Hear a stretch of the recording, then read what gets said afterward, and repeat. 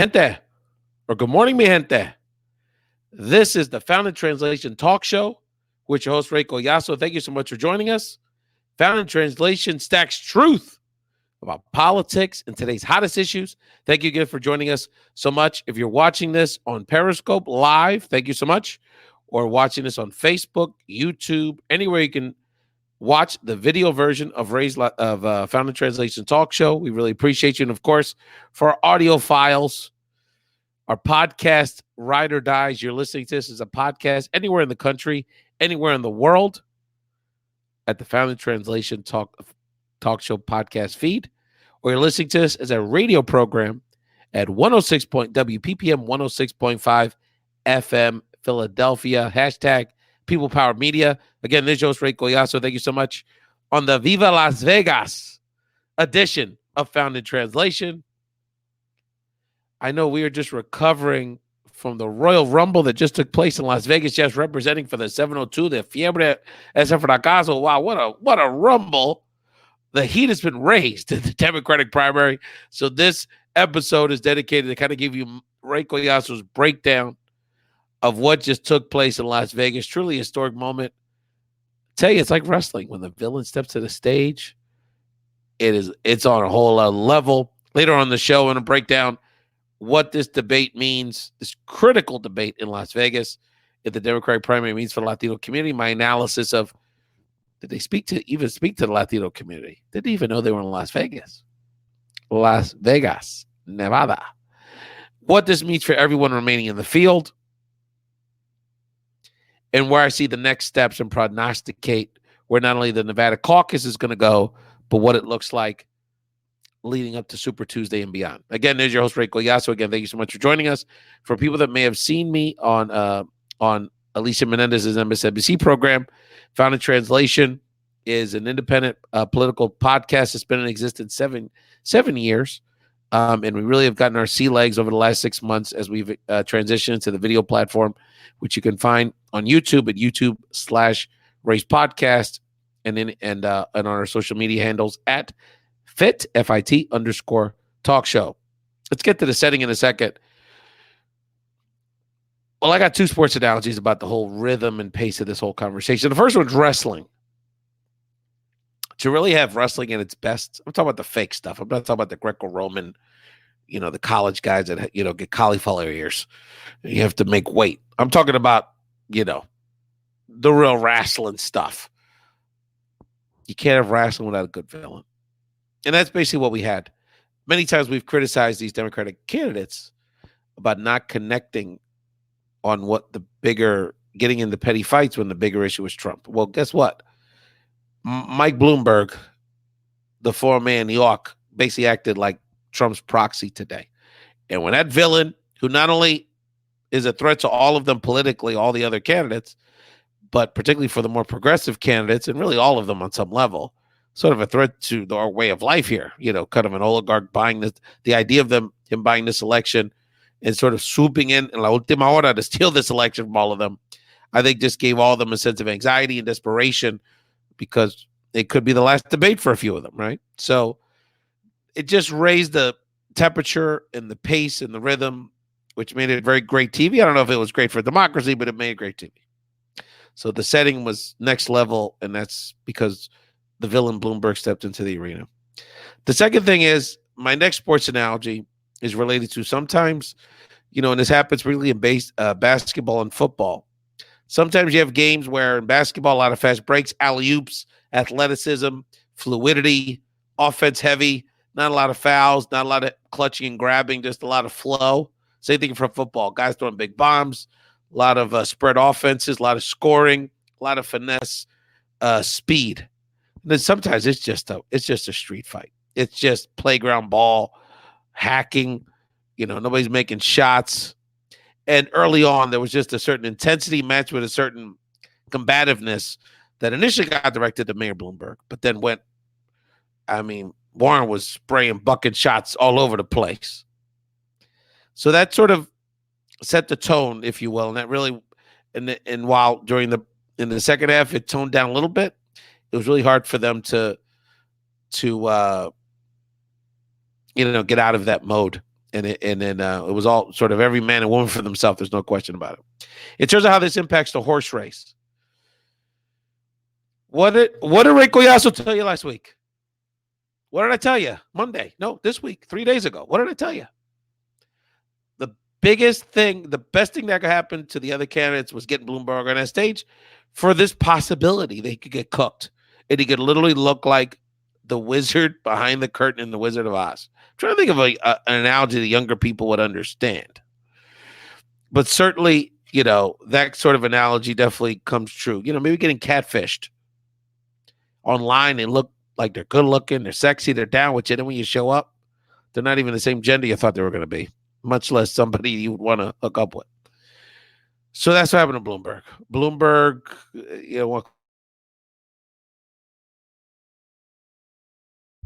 he wasn't doing this 3 months ago.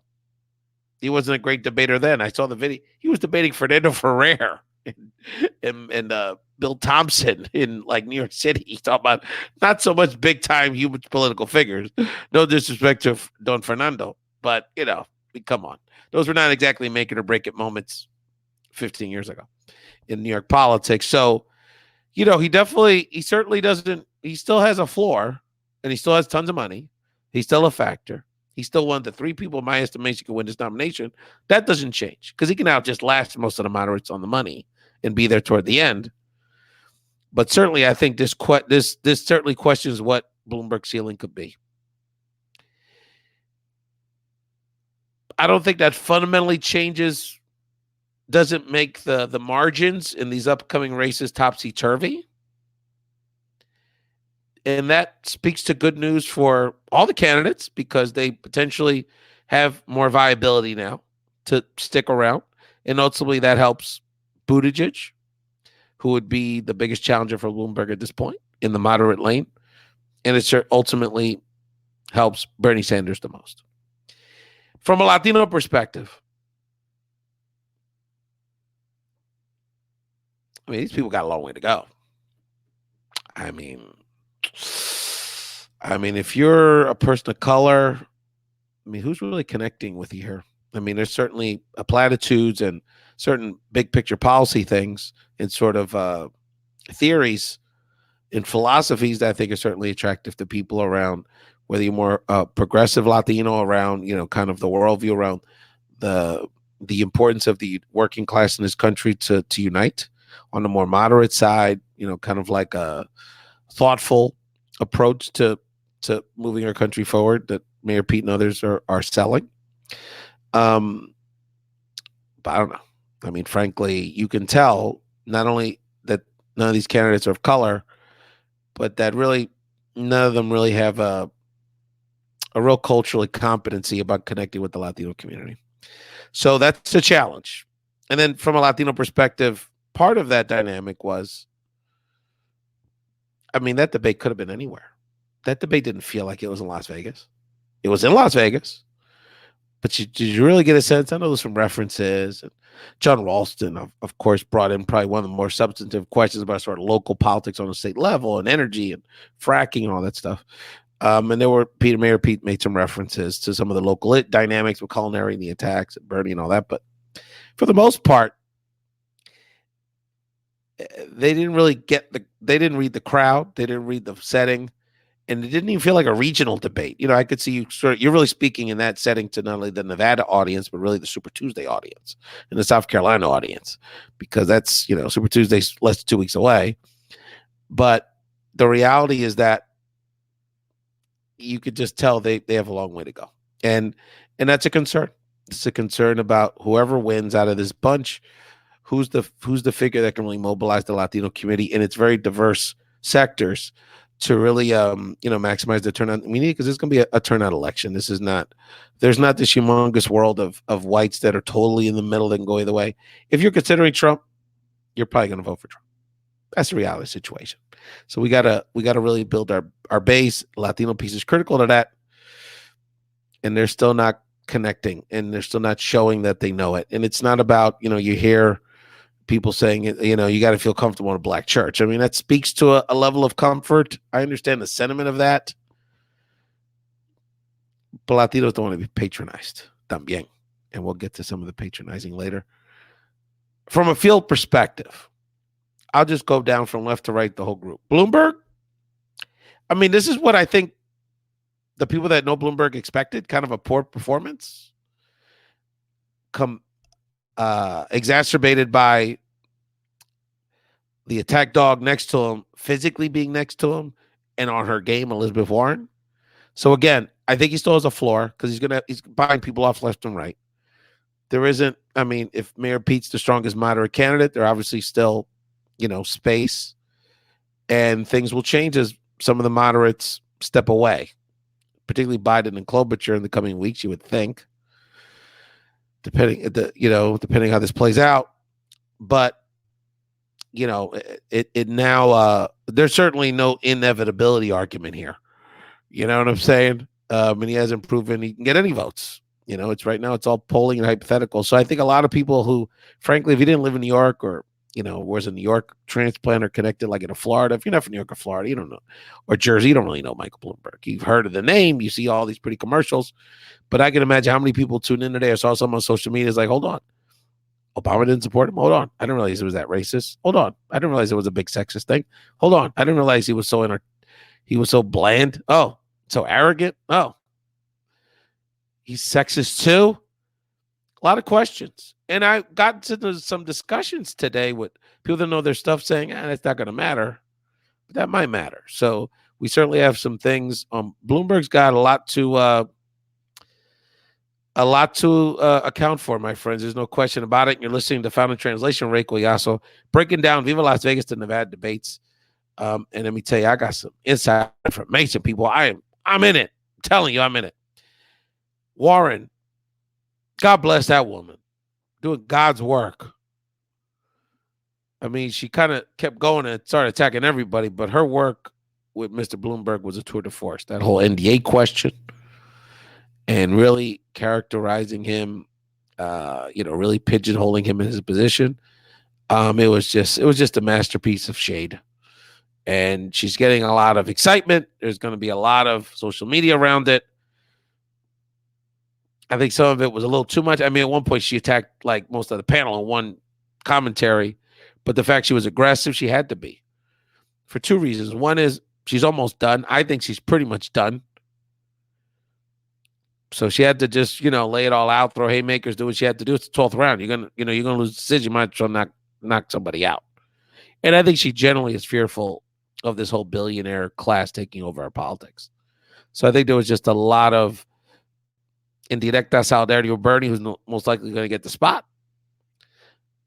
And all of those dynamics were in play with Warren. So kudos to her for being brave and going out there. I think some of it was a little too much with some of the other people focusing more on Bloomberg.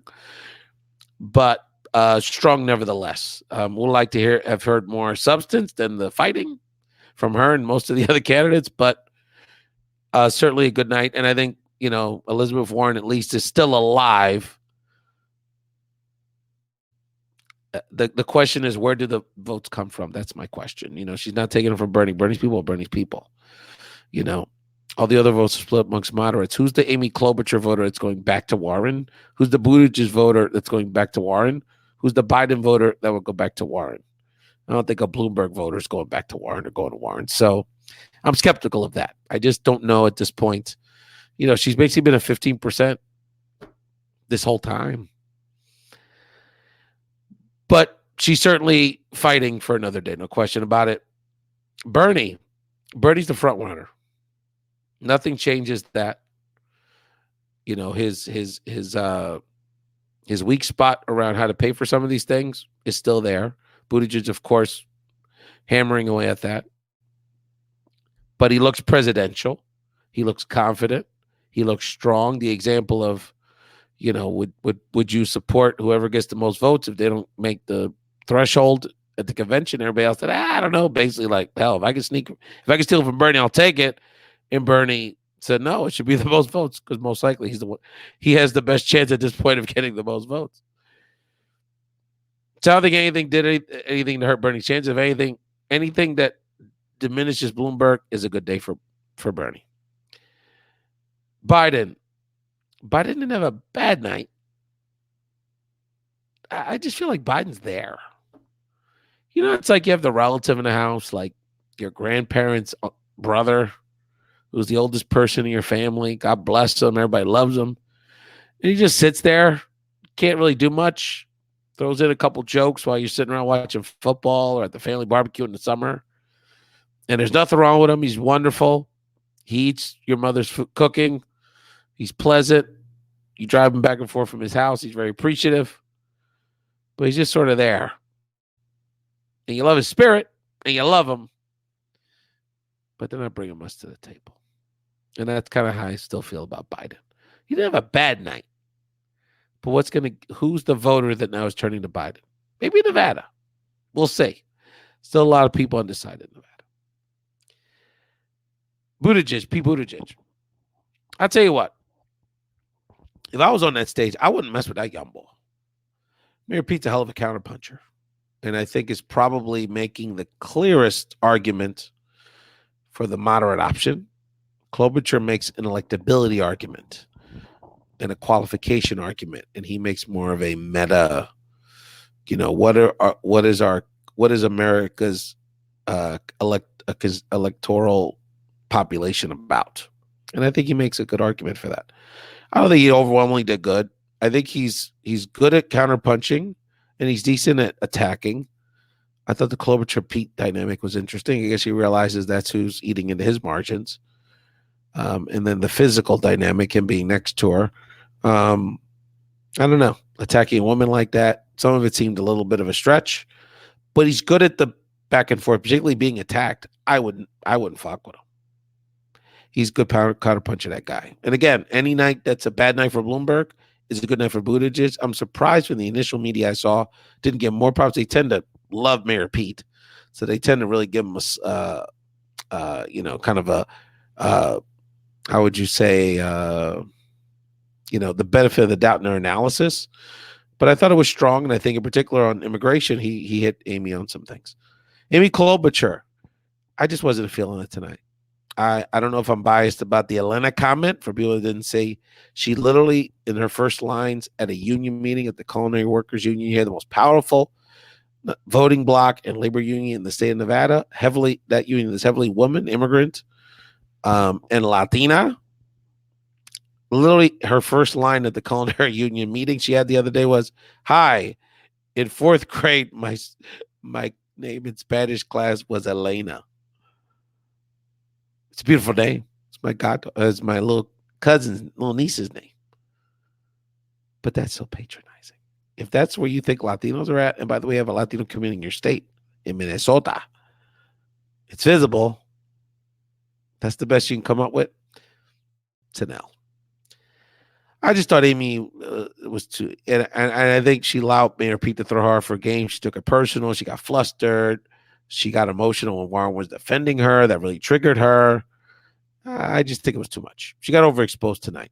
So, and it's clear to me on the ground that people that are paying a lot of attention like her, but there's no operation in diverse communities that's going to extract those people. And you're listening to Ray Collazo breaking down Viva Las Vegas, the incredible Las Vegas debate, which had so much fire, so much interest. And so what does this mean for the state of Nevada? Nevada caucus, 4 days of early votes. More people came out to early vote in the last several days in the state of Nevada than voted in the entire Nevada caucus in 2016.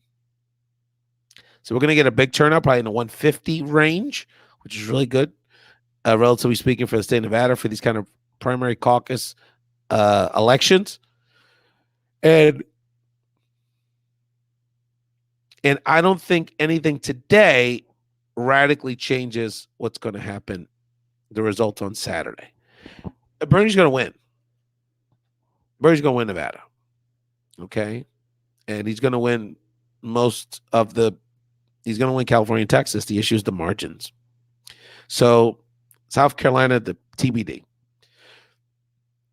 So Bernie's going to win. Really, the only question is by how much, and can Mayor Pete, even if he's far behind or he's closer in the cluster of the others, can he finish second? And so him finishing second also prevents Warren and Biden from finishing second and really diminishes their chances. And also, Buttigieg can claim more credit to being, basically Bernie's primary competitor. If you're Bloomberg, I think you want to have a muddled race and have someone like a Steyer with second or something. And Steyer's going to index, even though he was not on debate. He's invested a lot of resources, a lot of marketing, a lot of field operation, a lot of campaigning. His family's campaigning out there. And, I think 2 through 6 is going to be a jumble. They'll all be within 5-7 points of each other. Because I just think it's, who knows? People are still making their decisions. Over half the people that early voted, by the way, in Nevada for this caucus were caucusing for the first time. That shows some interest, no question about it. And I think, again, Nevada, California, Texas, a couple of the other states, Super Tuesday, are roughly going to be the same. Bernie's going to get his 25 to 30. Everyone's jumbled up behind him. The question is, did Warren do something tonight that can get her in the game in the top 2 or 3? Did Biden, compared to Bloomberg, look like a more appealing moderate option? Where does Buttigieg and Klobuchar fall into that mix? Hard to tell. But I know this. I don't think anybody, even a Democrat that thought Bloomberg was the guy, walked away feeling fantastic about that performance. So what is to come? We could have upwards of 40% of the voters in the Democratic primary in Texas and California be Latinos. We're going to look back on a month and all of us realize, the activist class included, that the Latino vote will make a bigger impact in this election than we could have ever imagined. And again, from an organizing perspective, the way the chessboard is set up, that's helpful for Bernie because he's clearly the most organized in the Latino community in those states and throughout the country. And I would say this, I'm going to keep saying it. This is a chicken or the egg situation right now, because the quicker Warren gets out and really creates a package deal with her and Bernie, gives the best chance for a progressive to win. Same for I'm sorry, ladies, here, people. I'm giving it to you. In overtime.